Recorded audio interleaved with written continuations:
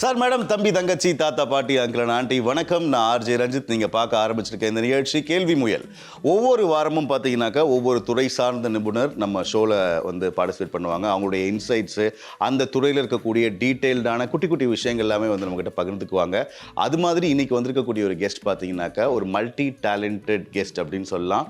ஒரு TV host, radio presenter, and இன்னைக்கு நம்ம பார்க்கக்கூடிய நிறைய படங்களுக்கு இவங்க வந்து பின்னணி குரல் வந்து கொடுத்துருக்குறாங்க. ரொம்ப பிஸியான ஒரு ஆர்டிஸ்ட்டு நமக்காக டைம் ஸ்பெண்ட் பண்ணி இன்றைக்கி வந்திருக்கிறாங்க. I'm very happy to welcome Aarthi Varanasi அவர்கள். So welcome to the show. Feels like homecoming.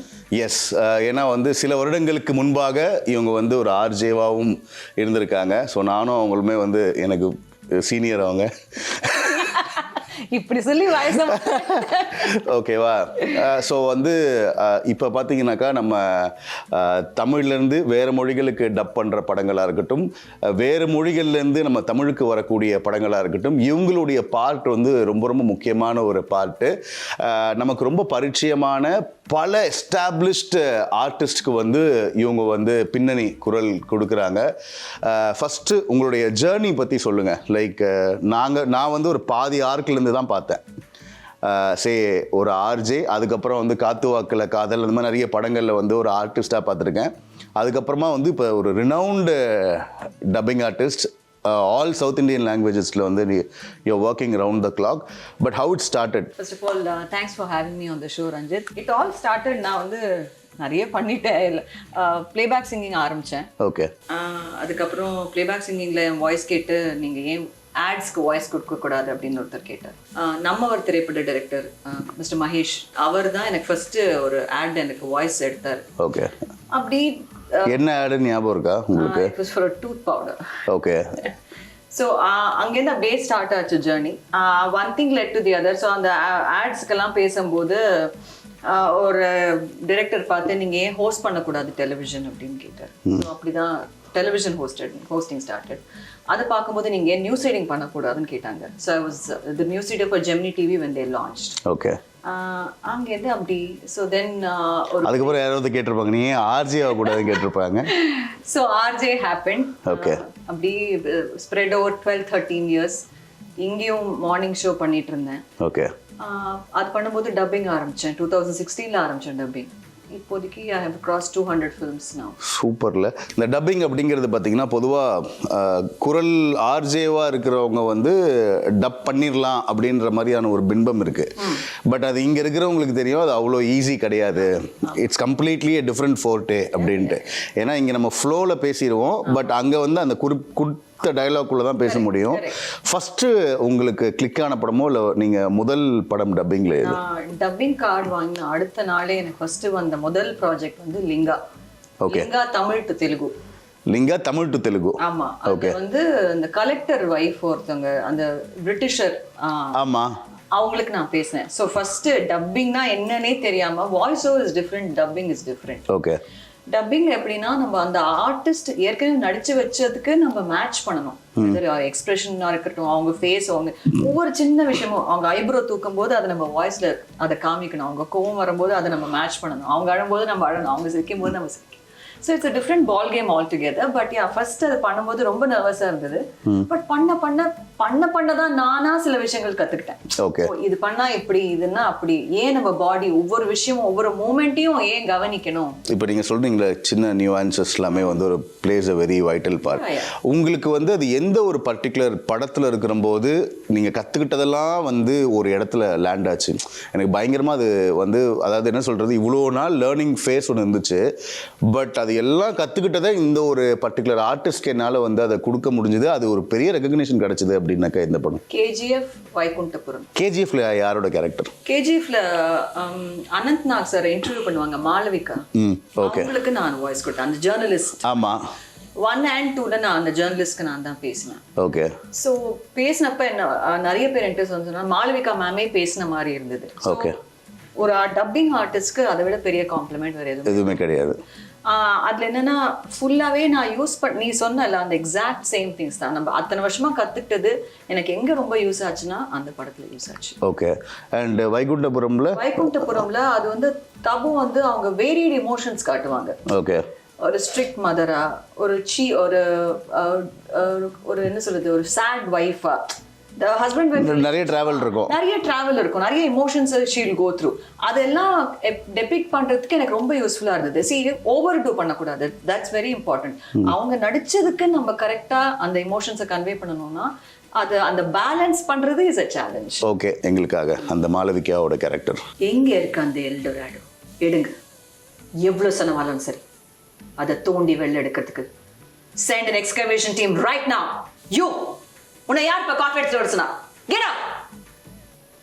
Super. So இப்போது இந்த டப்பிங் பொறுத்த மட்டும் ஆல்ரெடி ஒரு ஆர்டிஸ்ட்டுக்கு எஸ்டாப்ளிஷ்டாக இவங்க பேசுவாங்கன்னே நம்ம சொல்லுவோம். சம்டைம்ஸ் என்ன ஆகும் அப்படின்னாக்கா, இல்லை இந்த கேரக்டருக்கு இவங்க பேசினா நல்லா இருக்கும் அப்படிங்கிற மாதிரியான ஒரு விஷயம் இருக்கும். How it works? நீங்கள் கேட்டது வந்து few years ago it was அப்படிதான் இருந்தது. ஒன்ஸ் நான் தபு மேம்க்கு பேசினேன்னா அடுத்து அவங்க எந்த படம் வந்தாலும் என்னதான் கூப்பிடுவாங்கங்கிற சினாரியோ இருந்தது. ஓகே, அப்படி இல்லை. Okay, I am going to speak for tabu, that is happening. But என்னன்னா முந்தி மாதிரி ஒரு ஆர்டிஸ்ட்க்கு இவங்க தான் அப்படின்னு ஃபிக்ஸ் பண்றது இல்லை. Okay, there are several reasons for that. அது ஒரு பாசிட்டிவாக இருக்கா இல்லை நெகட்டிவாக இருக்கா மாதிரி இருக்கா? I wouldn't call it positive. Sometimes the budget constraints இருக்கும், இல்லை சம்டைம்ஸ் வந்து ஆர்டிஸ்ட் வந்து நாங்களே பேசுகிறோம்னு சொல்கிற மாதிரி இருக்கும். அந்த லாங்குவேஜ் அவங்க கம்ஃபர்டபுளாக இருந்தால், சம்டைம்ஸ் வந்து அந்த கேரக்டருக்கு நம்ம வாய்ஸ் இருந்தாலும் இன்னும் கொஞ்சம் கிரஃபா இருக்கிற மாதிரி பேசுற மாதிரி சம்திங் வில் ஹேப்பன். அதனால அது நடக்காம போகலாம். ஸோ அந்த சீன் இப்ப கிடையாது. ஸோ திருப்பியும் நான் தபு பேசுறேன்னா திருப்பியும் நான் வாய்ஸ் டெஸ்ட் பண்ணி என் வாய்ஸ் அப்ரூவ் ஆகி டீம் அதை அப்ரூவ் பண்ணாதான். இதுக்கு முன்னாடி நான் தபு 3 படங்கள்ல பேசியிருந்தாலும் but still the process continues again. இப்போ வந்து ஒரு படம் வருது, அந்த படத்தை வந்து நான் வந்து எழுதிட்டேன், நான் ஒரு ஆக்டர் அப்ரோச் பண்ண போறேன் அப்படின்னாக்கா அவங்கள நான் ஆடிஷன் பண்ணிலாம் வந்து நான் எடுக்க போகிறது கிடையாது. Unless there new faces. அவங்கள தான் நான் ஆடிஷன் பண்ணி அந்த ரோலுக்கு ஃபிக்ஸ் ஆவாங்களான்னு தெரியும். அதை தாண்டி வந்து எனக்கு இந்த ஆக்டர் இதுக்கு செட் ஆவாங்கன்னு தோணுது அப்படின்ற ஒரு அந்த ஃபீல்டை தான் நான் எல்லாரையுமே வந்து கமிட் பண்ணுறேன், be it lead actor or the supporting actor whom server. But இப்போது டப்பிங்னு வரும்போது ஆல்ரெடி பரிச்சயமான வாய்ஸ் வந்து இருக்குது. Say for example Kota Srinivasa ராவ்னா அவரோட உண்மையான வாய்ஸ் தெரியாது. இப்போ ஈவன் ரஜினி சார் வந்து தெலுங்குல வந்து மனோ சார் பேசினாதான் வந்து அது ரஜினி சார் பேசின மாதிரியே கன்வே ஆகும். அங்கே ரஜினி சார் பேசினார்னாலே அது ரஜினி சார் இல்லை அப்படின்ற லெவலுக்கு ஒரு ஆளுமையை வந்து அங்கே கிரியேட் பண்ணி அவங்க வச்சிருக்கிறாங்க. அப்படி இருக்கிற போது ஒவ்வொரு படத்துக்குமே வந்து அந்த ஆர்டிஸ்ட்க்கு ஒரு டப்பிங் ஆர்டிஸ்ட் வந்து ஒரு ஆடிஷன் கொடுத்துட்டு தான் அடுத்த லெவல் அது போகிற போது அது எப்படி அது வந்து ஒரு ஃபேர் ப்ராக்டிஸ்ன்னு நினைக்கிறீங்களா, இல்லை அந்த கேரக்டருக்கு உண்டான ஒரு என்ன சொல்கிறது ஒரு ஜட்ஜ்மெண்ட்டாக அதை நினைக்கிறீங்களா? நீ சொன்ன அந்த செகண்ட் விஷயம் தான் கேரக்டருக்கு உண்டான ஜட்ஜ்மெண்ட் தான். ஃபார் எக்ஸாம்பிள் இப்ப நீ வைகுண்டபுரம் எடுத்தோம்னா அதுல வந்து டபு வந்து ஒரு சப்டியூடா தான் இருப்பாங்க. எங்கேயுமே அவங்க ஓவர் பிளே பண்ணி ஊன்னு கத்தி எல்லாம் பண்ண மாட்டாங்க. ஸ்கூஃபியான ஒரு படத்தை நான் தபு பேசினேன். அந்த பார்த்தனா அவங்க வந்து ஒரு போலீஸ் இன்டெலிஜென்ஸ் சீஃபா பண்ணிருப்பாங்க. ஸோ அதுல வந்து நிறைய கத்துறது, அவங்க எமோஷனல் ஆகுறது, கோவப்படுறது, அவங்க கேரக்டர் அண்டர்லைன் கேரக்டர் மெயின்டைன் பண்ணாலும் அந்த கேரக்டருக்கான டோன் வேறையா இருந்தது. சோ ஒருவேளை அந்த டைரக்டருக்கு ஒரு சந்தேகம் வரலாம், இவங்களால சாஃப்டா பேசுறவங்க இவங்களுக்கு அந்த டோனை மேட்ச் பண்ண முடியுமா, அந்த ஹெவியான கத்துறது, அந்த இன்டென்ஸ் பெர்ஃபார்மன்ஸஸ் இவங்களால மேட்ச் பண்ண முடியும். அந்த ஒரு டவுட்டை அவங்க இராடிகேட் பண்றதுக்காக தான் அந்த ஒரு வாய்ஸ் டெஸ்ட்டை கொடுக்குறாங்க. So to a fair bit I wouldn't deny. But என்னன்னா அந்த வாய்ஸ் டெஸ்ட் எடுக்கும்போது நம்ம இவங்களை எடுக்கணும், இன்னும் 2-3 பேரை ப்ரிஃபரன்ஸ் கொடுக்கும்போது அந்த ப்ரிஃபரன்ஸ்ல நம்ம ஃபர்ஸ்ட் இருந்தோம்னா நமக்கு சந்தோஷமா இருக்கும். அந்த ப்ரிஃபரன்ஸ்லயே நம்ம இல்லைன்னு வச்சுக்கோ, அப்பதான் நமக்கு அப்படின்னு தோணும். சூப்பர். இப்போ ஒரு ஆர்டிஸ்ட் கிட்ட போயிட்டு நான் ஒரு கதை சொல்றேன் அப்படின்னாக்கா எஸ்டாப்ளிஷ்ட் ஆர்டிஸ்ட் ஆர் ஒரு சீனியர் லெவல் இருக்கிறவங்க வந்து they will process for a while.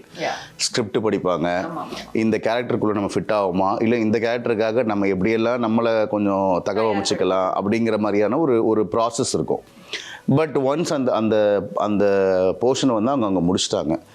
உங்களுக்கு ஆஃப்டர் அந்த ஒன்ஸ் ஷூட்லாம் முடிச்சு எடிட்லாம் முடிச்சதுக்கப்புறமா உங்களுக்கு அந்த கேரக்டருக்கான ஒரு ஸ்கெட்சோ இல்லை ஒரு அவுட்லைனோ இல்லை இந்த கேரக்டர் இப்படி தான் அப்படிங்கிற மாதிரியான எக்ஸ்பிளனேஷன்லாம் வந்து டைரக்ஷன் டிபார்ட்மெண்ட்லேருந்து வருமா, இல்லை அங்கே பார்த்து அவங்க என்ன கன்வே பண்ணியிருக்கிறாங்க? ஏன்னா நீங்கள் வந்து லைக் இம்மீடியட்டாக நீங்கள் வந்து அவங்க ஒரு 3 மாதம் ஒர்க் பண்ணி ஒரு எமோஷனை கொண்டு வர்றத நீங்கள் அந்த 3 ஹவர்ஸ்க்குள்ளே அந்த இதில் கொண்டு வரணும். அது எப்படி ஒர்க் ஆகும்? அதெல்லாம் நீ சொன்ன எந்த விஷயமும் நடக்கிறது இல்லை. ஓகே. ஸோ ஃபார் எக்ஸாம்பிள் இன்னைக்கு let's say my voice is approved for Revathi ma'am வச்சுக்கோ. ஓகே. நான் அங்கே போகிறேன். அதுதான் that will be the first time, I mean after the voice test, that's the only time நான் வந்து ஃபுல்லாகவே ஓரளவுக்கு அந்த இதை பார்ப்பேன். ஸோ ஃபர்ஸ்ட் மேம் ஒரு சீனை பார்த்துடலாம் அப்படின்வாங்க. அந்த ஒரு சீனை பார்த்துட்டு ரஃபான ஒரு ஜட்மெண்ட், இந்த கேரக்டர் இப்படி தான் இருக்கும். அப்போ அந்த பாயிண்ட்ல தான் உங்களுக்கு பாயிண்ட்ல தான் ஓகே எனக்கு அந்த கேரக்டர் ஃபுல்லாவே எவ்வளோ வராங்க என்ன பண்றாங்கன்னே தெரியும் எனக்கு. ஓகே. இந்த மாதிரி உட்காந்து இவ்வளோ இருக்கு இவ்வளோ அதெல்லாம் நடக்கிறதே கிடையாது. Okay. So for a dubbing artist it's way more challenging. இதில் இப்போ நீங்கள் ஒர்க் பண்ண இப்போ 200 படங்களில் ஒர்க் பண்ணதுலேயே இந்த ஒரு பர்டிகுலர் ஒரு படம் லைக் அந்த கேரக்டர் அண்டர்ஸ்டாண்ட் பண்ணுறதுக்கு ஆர் எந்த மீட்டரில் அவங்க போயிருக்கிறாங்கன்ற அந்த ஒரு பாயிண்ட்டே ரொம்ப டஃப்பாக இருந்ததுன்னா எந்த படம் சொல்லுவீங்க? இந்த இருக்கு ஆக்சுவலி ஷில்பா ஷெட்டி, இது இந்தியன் போலீஸ் ஃபோர்ஸ்னு ஒரு சீரீஸ் வந்திருந்தது. ஓகே. அது வந்து ரோஹித் ஷெட்டி தான். அதுல நான் ஷில்பா ஷெட்டிக்கு நான் தான் இங்கிலீஷ்லயும் தமிழ்லயும் பேசினேன். English and Tamil. Yeah. Okay. Yeah. Okay. So that was dubbed in some 23 languages. Okay. Spanish, என்னென்னமோ languagesல dub பண்ணாங்க. So English and Tamil நான் பேசினேன்.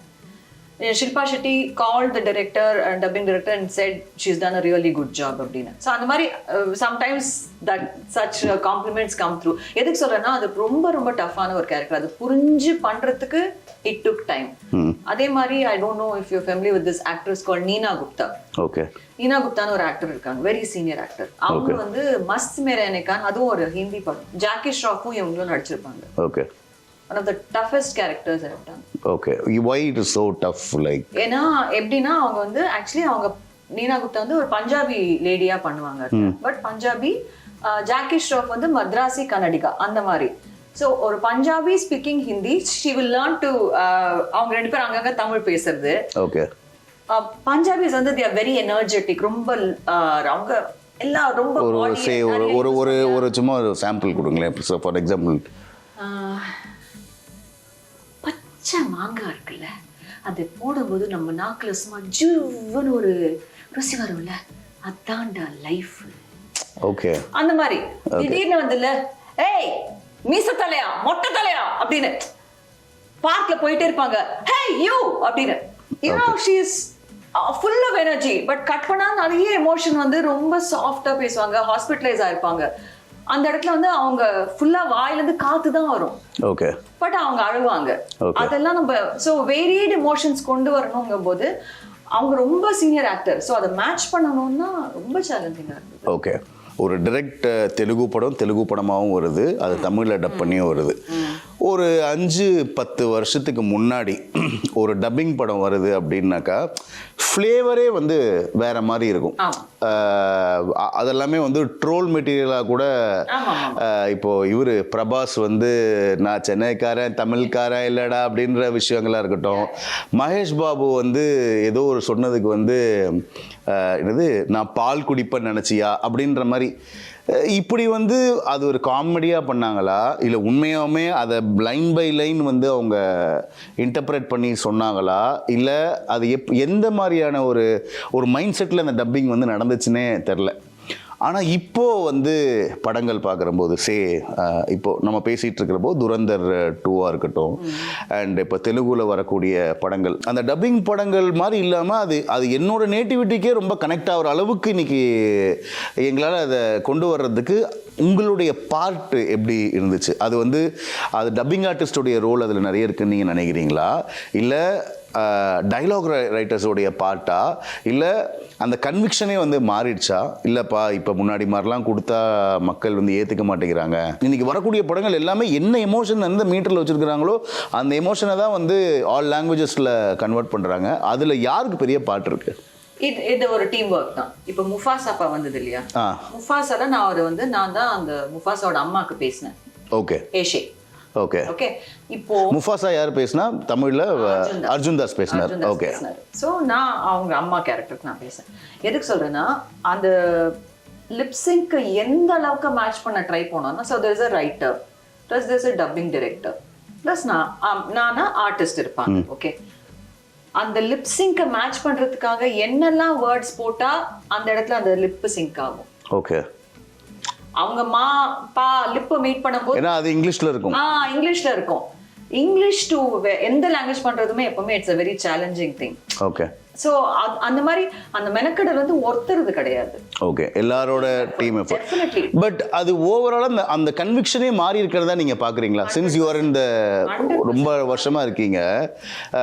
முன்னாடி வந்து அவங்களுக்கு என்ன புரியவா போகுது அப்படின்னு ஒரு ஒரு ஒரு அதில் ஒரு ஒரு ஒரு கை ஓங்கின மாதிரி தெரியும். பட் அது இப்போ வந்து இல்லை அப்படிங்கிற மாதிரியான ஃபீல் இருக்கு. சிம்பிள் ரீசன், இப்போ ஒரு படத்தை பேன் வேர்ல்ட் ஆயிடுச்சு. There is a pan audience, pan இந்தியாவை தாண்டி பேன் ஆடியன்ஸ். ஜூலு, இப்போ நான் ரீசெண்டாக ஒரு ஜூலு வெப் சீரிஸ்க்கு நான் டப் பண்ணேன். அது லாங்குவேஜ் என்னன்னு கூட ஜூலுன்னு புரியல. சவுத் ஆப்பிரிக்கன் லாங்குவேஜ் அது. ஓகே. சவுத் ஆப்பிரிக்கால அந்த சீரிஸ் ரொம்ப ஃபேமஸ்னு now they are dubbing it in Tamil, Telugu and all. Okay. But நீ surprisingly the lip sync was so beautiful. Okay. So இப்போ நீ ஜூலுல பார்க்க மாட்டேன், ஆப்வியஸ்லி நீ தமிழ்லயோ தெலுங்குல தான் பார்ப்பேன், புரியுதா? சோ அதனால ஆடியன்ஸும் உனக்கு வைடர் ஆடியன்ஸ், நிறைய சேனல்ஸ் இருக்கு. சோ ஒரு ஒரிஜினல் லாங்குவேஜ் ப்ராஜெக்ட 25 languagesல டப் பண்றாங்க. Okay. So if it doesn't match or if it's not nice, people will just throw it away. Audience has become very intelligent. Okay. They appreciate good work. Okay. நம்ம படங்களே இப்ப பார்த்தனா முந்தி வந்து என்னோ தானோ இருந்தாலும் கூட இப்போ வந்து ஒரு நார்மல் கிராண்டியூர் இல்லாத படங்கள், ஆர்டிஸ்ட் தெரியாத படங்கள் கூட ரன் ஆகுது. Because the subject is nice and you and I can relate to it. Okay. அதே விஷயம் தான். இப்போ இது மாதிரி இப்போ ஆர்டிஸ்ட் வந்து நல்ல artist, well established artist, but language செம்ம ப்ராப்ளமாக இருக்குது அப்படின்னாக்கா வெறும் ஃபேஸை மட்டும் அப்படி வச்சுக்கோங்க, ஒரு சீரியஸான சீனு. பட் நீங்கள் வந்து ஒரு 1 2 3 4 5 இல்லை வந்து ஒரு அந்த மாதிரியான விஷயங்கள் நடக்குதா? ஒரு ஃபியூ இயர்ஸ் பேக் நான் வந்து ஒரு தமிழ் படத்துக்கு பண்ணேன். அதில் வந்து கமிஷனர், போலீஸ் கமிஷனர், அவங்க ஆர்டிஸ்ட் பேர் எனக்கு ஞாபகம் இல்லை, அவங்க வந்து வேற லாங்குவேஜ் ஆர்டிஸ்ட் அவங்க. ஸோ அது தெரியுது எனக்கு. டைரக்டர் சொல்லியிருக்காரு, டைரக்டர் சொல்றாரு, மா உங்களுக்கு லாங்குவேஜ் வரல, இப்படி பேசுங்க, இப்படியே சொல்லியிருக்காரு. அத நாங்க வந்து எப்படி எப்படி எப்படி இல்லை புரியல, அவங்க சும்மா சத்தியமா இப்படிதான் சொல்லியிருக்காங்க. ஓகே மேடம் நீங்க 1 2 3 4 5 6 7 சொல்லுங்க மேடம். அவங்க ஒரு இடத்துல பாத்தீங்கன்னா 1 2 3 4 5 அப்படின்னு தான் சொல்லியிருப்பாங்க. Okay. Because she couldn't memorize the lines, அவங்களால சொல்ல முடியல. ஓகே. அது சைட்ல தெரியுது எங்களுக்கு, நாங்க பைலட்ல வந்து கேக்குது அவங்க 1 2 3 4 5 சொல்றது கேக்குது. அத வந்து டயலாக் போட்டு அவங்க அந்த போலீஸ் கமிஷனருக்கு அந்த சீரியஸான இன்டென்ஸ் சீன்ல நாங்க வந்து கன்வே பண்ணுவோம். ஒன் மோர் திங், இப்ப ஆர்டிஸ்ட் வந்து அவங்களே கூட நிறைய எஃபர்ட் போடுறாங்க. லாங்குவேஜ் சரியில்லைன்னா கூட அதை உட்காந்து ஸ்கிரிப்ட் எடுத்து படிச்சு பண்றாங்க. இருந்தாலும் அந்த ஃப்ளோல போகும்போது சில நேரத்துல மறந்துடுறாங்களோ இல்ல தப்பா பேசுறாங்களோ அப்படின்னா அந்த சீன் அவுட்கம் நல்லா இருந்ததுன்னா டைரக்டர் என்ன பண்றாங்க, டப்பிங்ல பாத்துக்கலாம், அதை ரீடைன் பண்ணிக்கலாம் அப்படின்னு சொல்றாங்க. which is fair enough. ஏன்னா அவங்களுக்கு தேவை அந்த எக்ஸ்பிரஷன் அந்த இமோஷன் தான். ஓகே. மாற்றுறது டப்பிங்ல தான் மாற்றுவோம். ஒரு 2 விஷயம் நான் ரெக்கலெக்ட் பண்ணணும்னு நினைக்கிறேன். கமல்ஹாசன் சார் வந்து ஐ திங்க் பம்மல் கே சம்பந்தம்னு நினைக்கிறேன், அதில் வந்து வசூல் ராஜான்னு நினைக்கிறேன். அதில் வந்து அவருடைய கேரக்டர் வந்து ஒரு ரகடான வாய்ஸு, அவர் பேசுகிறதே ஒரு மாதிரி கட்டாயம் வரணும் அப்படிங்கிறதுக்காக நான் ஃபுல்லாக ஐஸ் வாட்டர் குடிச்சிட்டு என்னோடய தொண்டை வந்து கட்டுற அளவுக்கு போயிட்டு நான் அதில் தான் டப் பண்ணேன் அப்படின்னு நிறைய பேர் சொல்லி கேள்விப்பட்டது. அண்ட் சித்தார்த் வந்து எவனோ ஒருவன்னு ஒரு படத்தில் வந்து நான் ஒரு பர்டிகுலர் 2 கேரக்டர் இருக்கும், அதில் 2 கேரக்டருக்கு வந்து நான் ஒரு கேரக்டர் வந்து மைக்குக்கு நேராக பேசினேன், அண்ட் இன்னொன்று வந்து நான் படுத்துகிட்டே பேசினேன், ஒரு டிஃப்ரென்ஸ் காட்டணும் அப்படின்ற மாதிரி ஒரு இன்டர்வியூவில் சொல்லியிருந்தார். அது மாதிரி ஒரு பர்டிகுலர் கேரக்டருக்கு நீங்கள் ஏதாவது ஒரு ஒரு ஃபிசிக்கலாக இந்த ஒரு எஃபர்ட்டை போட்டு ஆர் இதுக்காக நான் நிறைய சிரமம் எடுத்து அதை நான் பண்ண மாதிரி ஏதாவது கேட்ட ஞாபகம் இருக்கா? அந்த ஷில்பா ஷெட்டி சொன்ன சீரீஸ்லேயே பார்த்தீங்கன்னா அதில் வந்து பயங்கர இன்டென்ஸான சீன். ஒரு போலீஸ் ஆஃபீஸர் கூட அவங்க வந்து Sheel have a heated argument. அதுக்கெலாம் வந்து நின்று பேசினாதான், உட்காந்து பேசினா வேலைக்காக நின்று நான் வந்து கையெல்லாம் எல்லாத்தையுமே ஸ்ப்ரெட் பண்ணி விட்டேன், திங்ஸ் எல்லாம் நகர்த்தி விட்டு, பிகாஸ் அவ்வளோ பாடி லாங்குவேஜ் யூஸ் பண்ணாதான் அந்த ஒரு இன்டென்சிட்டி கொண்டு வர முடியும்னு சொல்லி நாங்கள் நின்று தான் பண்ணோம். ஆனால் அதே இன்னொரு ப்ராஜெக்ட்ல வந்து கொஞ்சம் ஏஜ்டான ஒரு லேடிக்கு நான் பேசினப்ப நான் என்ன பண்ணேன்னா ஒரு நல்ல பீன் பேக் மாதிரி இருக்கிற ஒரு சோஃபா மாதிரி ஒரு சோஃபா கேட்டேன். So that my I compressed myself. Okay. இது தானேப்பா நான் உங்ககிட்ட முதல்லயே சொல்லிட்டேன். So when I do that, என்னோட அப்டாமினல் மசில்ஸ் எல்லாம் கம்ப்ரெஸ் பண்ணி பண்ணும்போது ஆட்டோமேட்டிக்காக ஒரு ஸ்ட்ரெயின் வரும்ல, அந்த ஸ்ட்ரெயின் நேச்சுரலாக தெரியணும்னு அப்படி. Super. And thank you so much. உங்களுடைய அதாவது என்னென்னா இது பார்க்குறவங்களுக்கு வந்து அவங்க அவங்க பார்த்ததையும் இப்போ நீங்கள் சொன்னதையும் வச்சு இதுவும் வந்து ஒரு மாதிரி டப்பிங் இதுவாக தான் இருக்கும். ஓ, இதுக்கு பின்னாடி இந்தந்த விஷயங்கள்லாம் இருக்கா அப்படின்னு சொல்லிட்டு எனக்கு தெரிஞ்சு பெருசாக வந்து இந்த ஒரு பர்டிகுலர் பார்ட்டை வந்து நிறைய பேர் எக்ஸ்ப்ளோர் பண்ணாத மாதிரியான ஒரு ஃபீலிங் இருந்துச்சு. அதற்கான பிளாட்ஃபார்ம் வந்து ஆதித்யா டிவியில் கிடச்சிது. அண்ட் நீங்கள் ஏன்னா இப்போது மணி வந்து 1:20 2 to 10 இப்போ அடுத்த கால் ஷீட் உங்களுக்கு இருக்குது.